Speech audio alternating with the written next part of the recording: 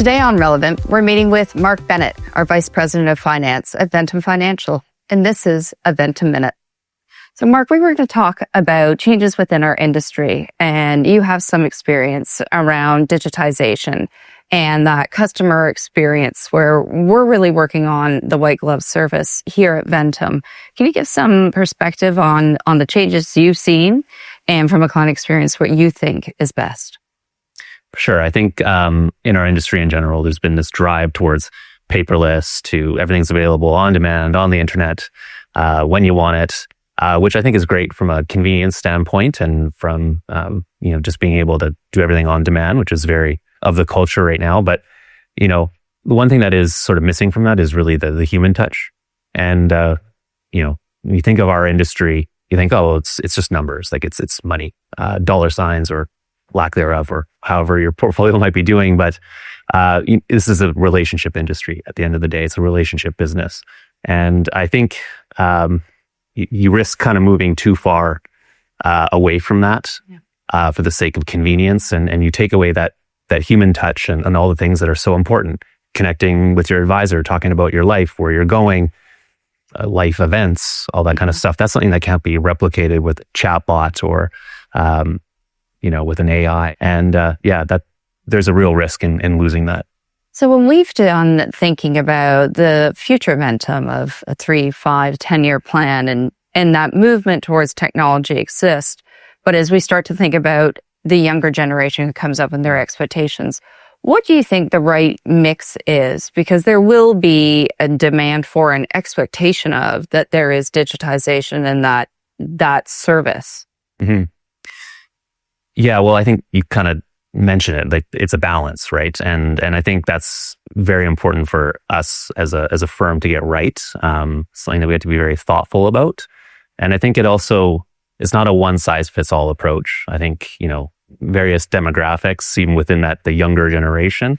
There's folks like myself that are kind of on the technology bubble where I don't mind e-transferring some dollars away, but when it comes to something big and important, I want to talk to somebody.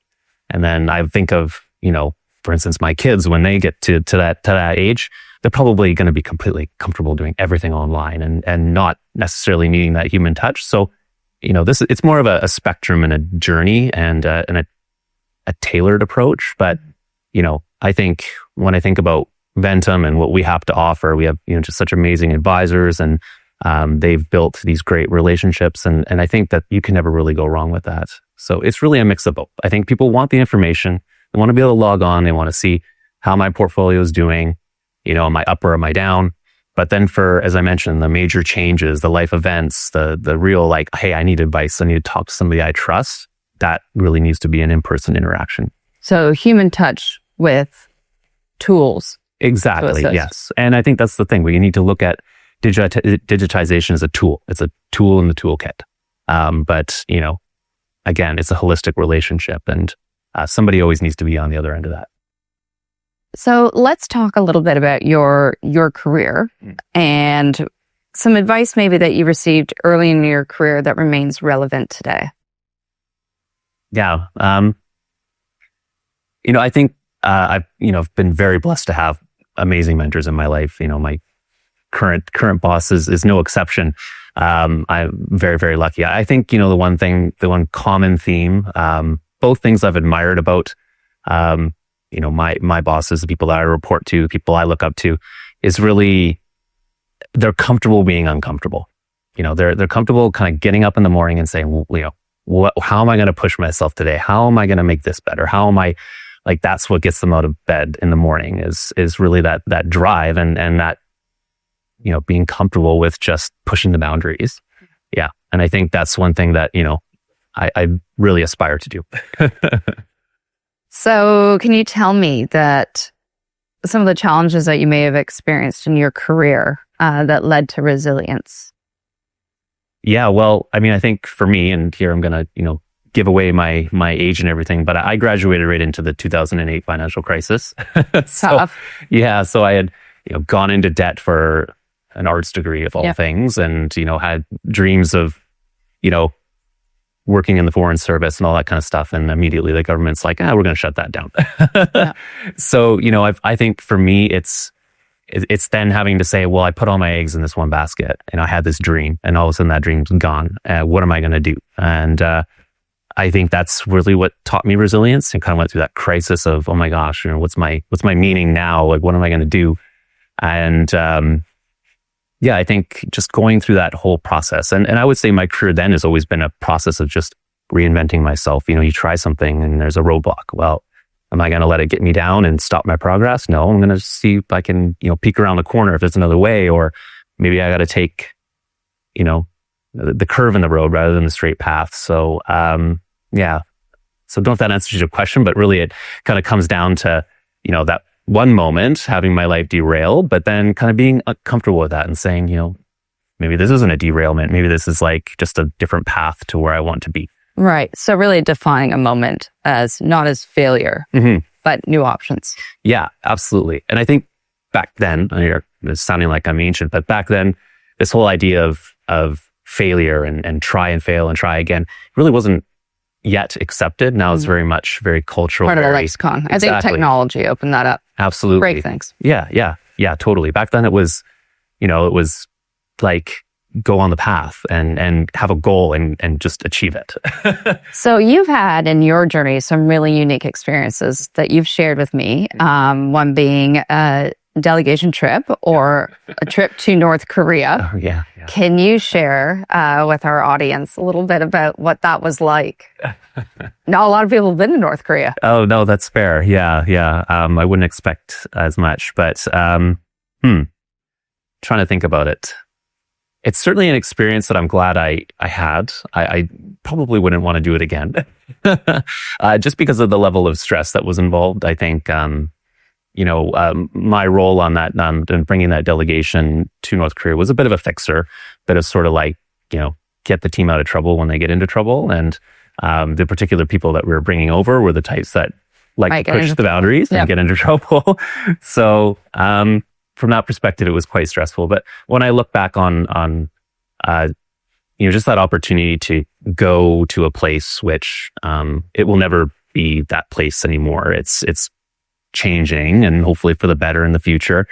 That's one aspect. But then just like the human aspect, when you think of all the people that I was so lucky to meet over there, and hopefully they're all doing well. But you make these connections, and that's something that. Yeah, you kind of carry that with you forever.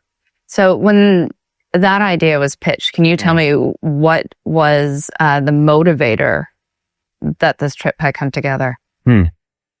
Like for me personally to go on that trip? Or the delegates even? Oh, well, I think for them, like this was just part of like, they kind of every year they choose to go somewhere kind of wild and crazy and amazing and curiosity. Yeah. And I think a place like North Korea where there's just a lack of information, or, there's this real sense that, whatever information I'm getting is fake anyway, so I want to go see it for myself. Yeah.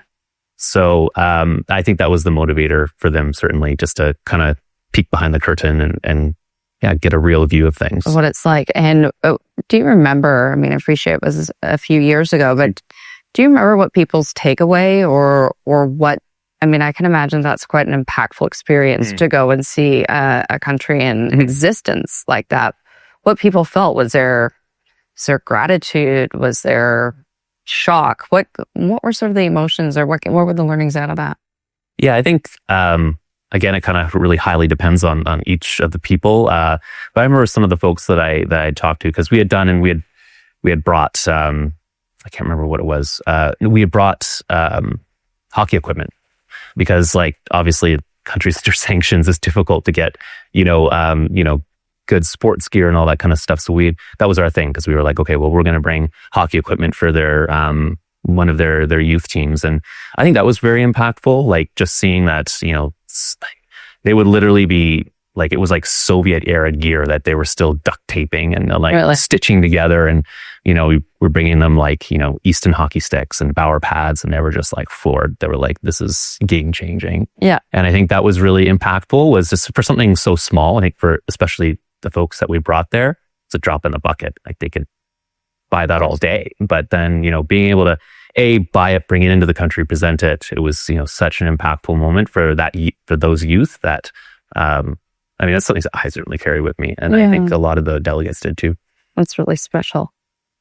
Okay, so switching back to here, one of the big components you had here with Ventum was your encouragement of our Ventum values and us putting those around the office to really highlight who it is we are and where it is that we're going and how we hold ourselves accountable. Tell me about values to you and why it resonates and what's important to you.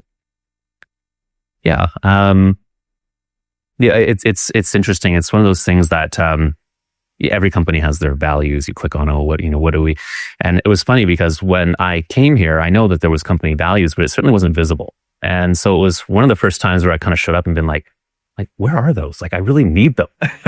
So it was kind of eye-opening for me. And I was so happy when, you guys put together those beautiful posters. And for me, it's been a good point for me to always reference when I'm talking to, whether it's an advisor or one of the folks on my team, or I just have to kind of be like, oh yeah, this is, how I show up. And on that list, like, I think really for me, it's integrity. Like, I'm so happy that that's one of the values. And, it's certainly personally the way that I conduct my life, but it also just reminds you that, in this business, like, we're the custody of people's funds, their future, their hopes and dreams, right? And so it's just super, uber important for us to approach everything with integrity and that transparency. And because all it takes is you mess up once, just a little bit, and that trust is gone, right? So. It's a heavy reputational industry, and trust it's hard to earn. Yeah. It's really important to keep, and it takes one flaw for it to be gone. Hard to earn, easy to lose. Yeah. Yeah. So tell me, what do you find within Ventum that makes this organization special or unique? Yeah, I mean, it's going to sound cliche, but it really is the people.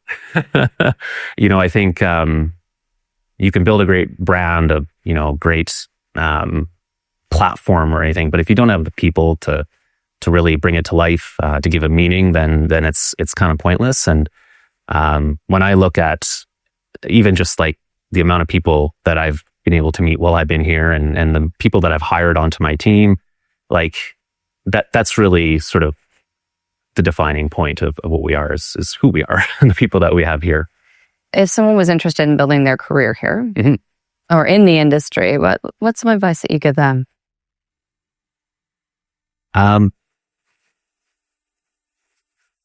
Be resilient. I think this is one of those industries that, like, things change, and they change in a second. You've seen all it takes is Trump to tweet. Exactly. And Aaron tweets something, and then all of a sudden the market goes from hot to cold. Yep. And vice versa. Exactly. Yeah. And I think if you're getting into the advising side of the business, that's one thing. Is I think it helps to always have perspective and not be, reactionary. Exactly. Because, you don't want to just all of a sudden sell when it was a momentary dip kind of thing. And I think even from if you're interested in a back office position as well, same thing. Like things change. Again, it's people's money. It's very important. Tempers can run hot sometimes, but you always just got to step back and look at the big picture, take everything in perspective, and just have a little bit of resiliency, because you're going to encounter challenges. But, it's also an incredibly exciting and rewarding industry to be in. Again, you're directly impacting people's well-being and their hopes and their future. And, there's not a whole great responsibility. Absolutely. Yeah. And there's not a whole lot of businesses, especially from a back office perspective, where you have that every second of every day. So. And what are you most excited about of the future of Ventum? Well, I'm most excited about the future. I think, when you look at sort of the journey of where we've been, what we are building here and how far we have to go, it's incredibly exciting. There's nothing but, potential here, and not saying that, hey, it's a sure thing. That's what potential is, right? It's that you have to make it happen. And to me, that's super exciting because, we're here. I work with a whole team of people that are focused on that future and making it happen. And that's incredibly exciting. Like, this is, we're here to build something scalable, successful for the future. And it's happening. Thanks, Mark. Thanks for your time today. No worries. Thank you.